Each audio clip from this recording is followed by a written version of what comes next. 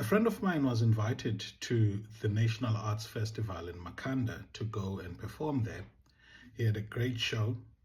The disappointment was when he arrived, there were only 5 people. He quickly came back from the feeling of disappointment and decided he was going to put up the best show possible. He did. And when he was done, a round of applause came. It was hardly audible from just 5 people. Then you will not believe what happened next. A guy stood up from the audience and said, "Wow, that was an amazing performance. I'd like you to come and perform it in London next year. All expenses paid." He wasn't ready for this. He was really over the moon. He got excited, and Bud Mondewani went on to perform in London to capacity crowds, and people in London loved it. All things are related. If he had not put up his best performance on that day, if he had not managed his disappointment to affect his performance, he would not have been able to do what he did. Another friend of mine, we did radio together many years ago at Rhodes University, would dress to kill almost every time. And we guys, being guys, were very generous to give her compliments about how she used to dress. And every time, without fail, she would burst out laughing, that we noticed, in a silly, laughter, and then say something like this: "You never know who is looking." I'm very certain that she was among the first people in our group to get married, and I was among that first group myself to get married. Point is, she made a really good point. You never know who is looking, so it's important to be ready all the time. If you're wondering what this video is about, it's about a systems theoretic approach to life, an approach that sees all phenomena that happen in society as interrelated and mutually influencing. Now, from a systems theory perspective, I am an individual and I'm made up of a lot of subsystems within me. I've got the system of my blood flow connected to my heart, the nervous system, and other systems. And these are systems in themselves, but are only parts in relation to a bigger whole, which is myself. And I am only a part in relation to a bigger whole, which is my family. My family is only a part in relation to the bigger whole, which is the village we come from, the cities we've gone on to live, as well as the broader towns, areas, and everything else that we have come to live in. So a systems theoretic approach to looking at life is important. So the video is about how important is individual agency in processes of changing the world, in making sure that the world becomes a better place. To advance this idea of systems theory, another important construct or theory is chaos theory. Chaos theoreticians tell us that initial conditions of something sometimes have disproportionate outcomes, and those outcomes cannot be reducible to their initial conditions. Think of a butterfly flapping its wings. Their idea is that a butterfly flapping its wings in Wuhan in China, and I use that city for a purpose, can generate the initial conditions for a tornado elsewhere in the world.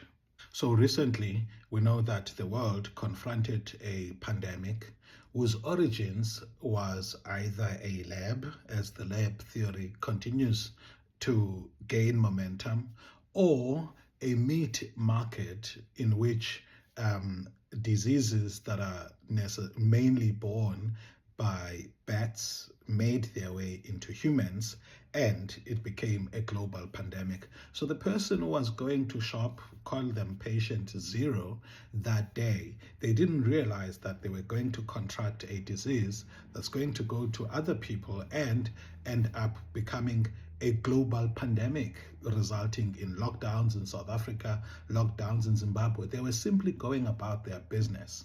Now, the nation of amaXhosa in South Africa have a saying, isizwe sifa ngomntu omnye. Isizwe sifa ngomntu omnye. What they mean by that is that a nation may perish on account of one person. A nation may perish on account of one person. So what that means is that a society has a responsibility to ensure that it raises its children well, so that its children can be ambassadors for the goodwill of the society they come from, rather than the cause for that society to perish. Because it was understood, for example, if the boys in our village go to another and they cause trouble there, it may end up resulting in a feud between the two villages, which may cost the lives of people from the two villages. So isizwe sifa ngomntu omnye underscores this idea that phenomena are related. There's no such a thing as exclusive sovereign individual rights which are not subject to the conduct and the goodwill of the collective. So as you act in your individual space, you have an obligation not to act in ways that may endanger the rest of society. So if it is true that isizwe sifa ngomntu omnye, then it necessarily follows that isizwe singaphila ngomntu omnye. That is, a nation may live on account of one person. And so what does it take in order for a nation to live on account of one person? And we will see that in the isiXhosa culture and idiom and proverbs, there's a lot of emphasis on collective living and collective responsibility.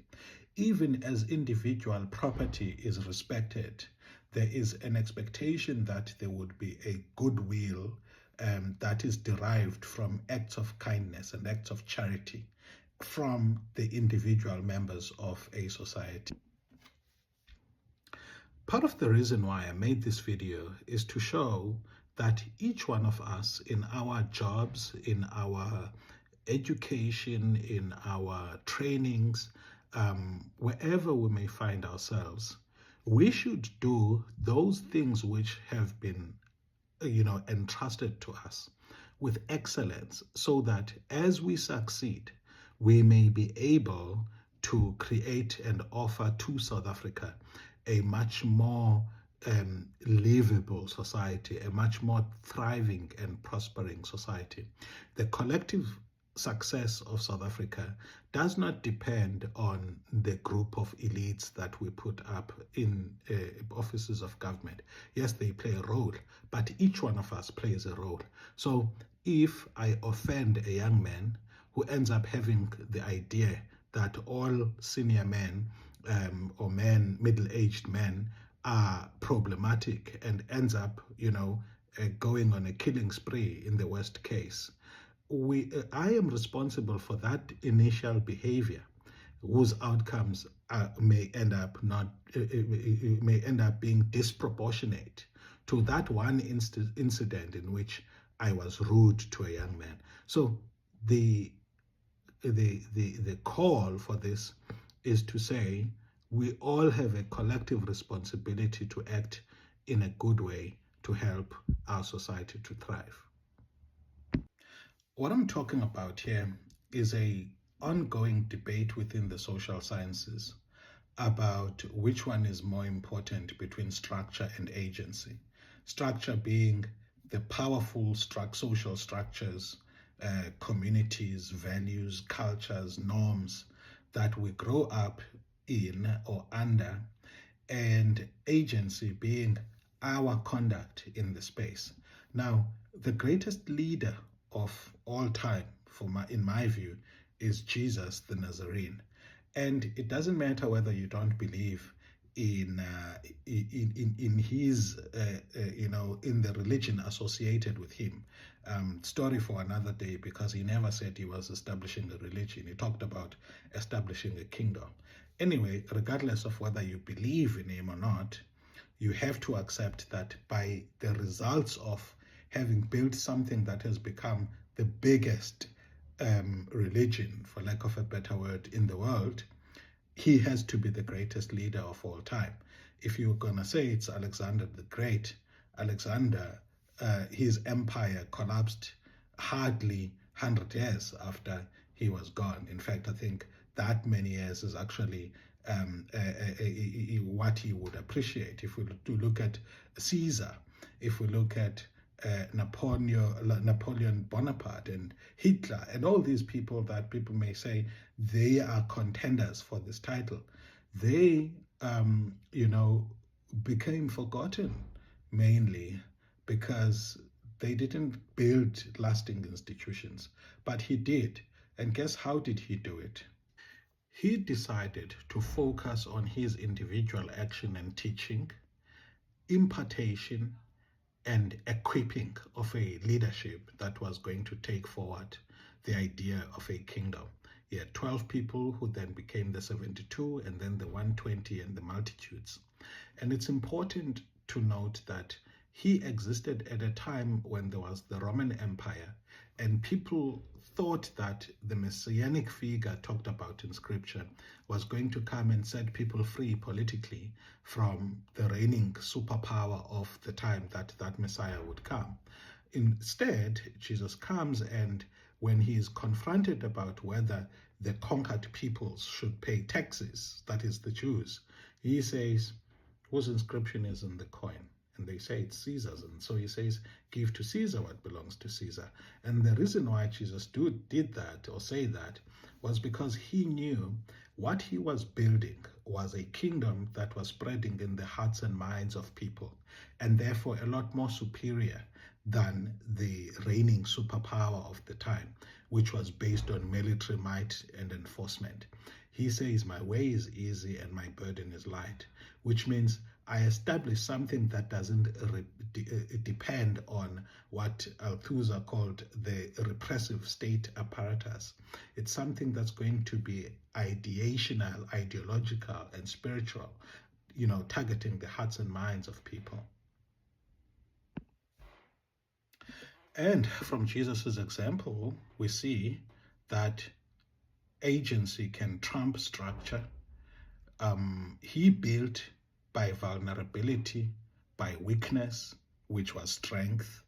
Martyrdom was the basis upon which early Christianity advanced. It was through martyrdom, not the opposite of it, not the protection of life in ways that make one live longer. Jesus said he had 3 years, and 3 years were enough to build a movement that was going to succeed. Now it's 2 millennia and plus, still growing. So I've got other examples too. I've seen people build organizations. I've worked at Kucha Development Corporation, which moved from idea to full expression during my time. And I witnessed how a spirit of excellence and self-empowerment resulted in gaining the lessons to deliver the infrastructure that Kucha was meant to deliver, but to also, because you've succeeded in doing the primary thing you were called for, to take those core competences and offer them elsewhere. Because the chief executive, Pepe Silinga, used to say, we cannot be an island of excellence in a sea of poverty. And so it was a beauty to watch an organization grow in this way and be able to do what we did at Kucha. I also worked at Ubuntu Pathways in Zwide Township in Gqeberha. Ubuntu Pathways was this organization founded by Jacob Leaf and Banks Kwakula, a senior teacher and a young person from the US, was passionate to respond to Madiba's call for the world to help the children of South Africa realize the fruits of democracy. as my friend Olwami Mwazi would say. So they built an organization that recently celebrated 25 years, and it's become a wonderful organization with a school, with a healthcare center, with an early childhood development center, and psychosocial support. When the National Planning Commission in 2011 made the determination that our children in schools fail more for what is happening outside the classroom than what is failing to happen inside the classroom. And so a decision was made to say our kids at schools need to have psychosocial support. By that time already, at Ubuntu, we were already implementing what was called a holistic approach to developing children from cradle to career.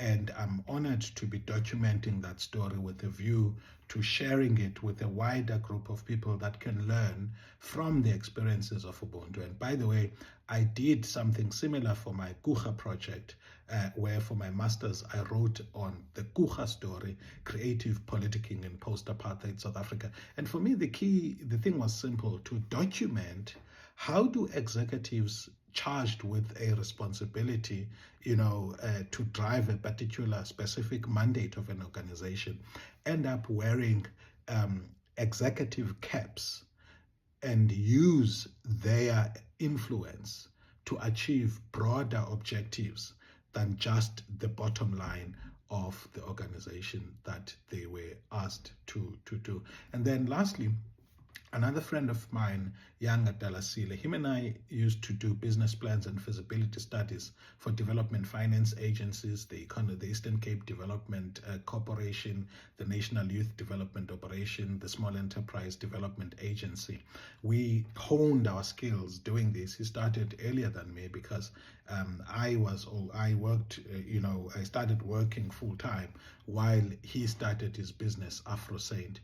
And what he then did was to take the core competences he had learned, package them, and go into a joint venture with D.E.P, and in Ngcobo, a place that was known as a murder capital of the Transkei, Nkondlo.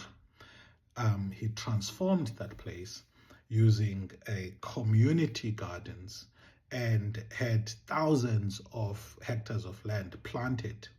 And he tells me a story of how women from there have said, when this boy from Dalasile, started, we've even begun to see birds that we had not seen in 30 years because of the crops that are here.